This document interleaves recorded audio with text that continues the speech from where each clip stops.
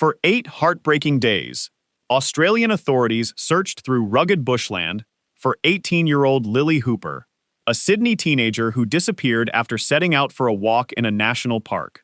Her family had been desperately waiting for news, hoping that every passing hour might bring the phone call they had been praying for. But on Thursday, the search came to a devastating end. Police discovered the body of a woman in dense vegetation in the Southern Highlands of New South Wales. While the body had not yet been formally identified at the time of the reports, police said they believed it was Lily Hooper. And then, in an extraordinary and deeply painful turn of events, Lily's family was briefly given the impression that their daughter had been found alive. The confusion began inside the New South Wales Parliament. Premier Chris Minns was speaking during a parliamentary hearing when he announced that Lily had been found alive. For a family that had spent 8 days fearing the worst, those words should have represented an unimaginable moment of relief.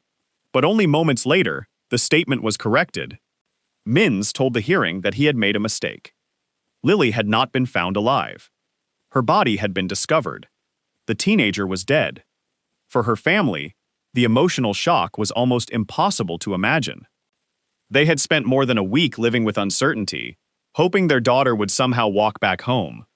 Then came the news that appeared to bring relief.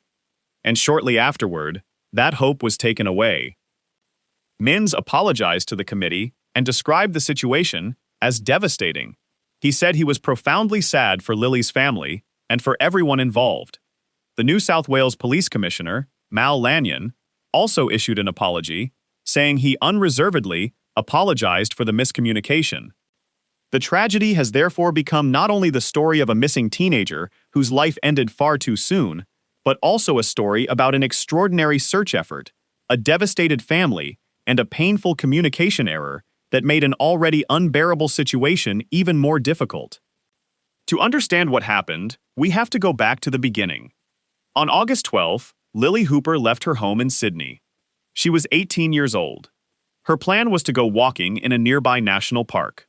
There was nothing unusual about the idea of going for a walk. For many people, Australia's national parks offer an opportunity to escape the noise of everyday life and spend time surrounded by nature.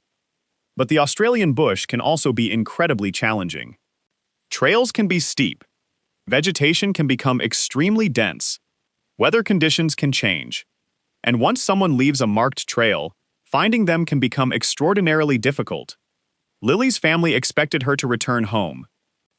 But as the evening progressed, she did not come back. By 10 p.m., concern had turned into alarm. Her family reported her missing. Authorities began trying to establish where she had gone. One of the most important clues came when Lily's car was discovered. The vehicle was found in a car park at the bottom of a challenging trail in Nattai National Park.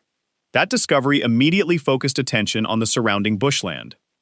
The search that followed quickly became a major multi-agency operation. Police resources were deployed. Specialized teams entered the area. Aircraft were involved. Dogs were brought in.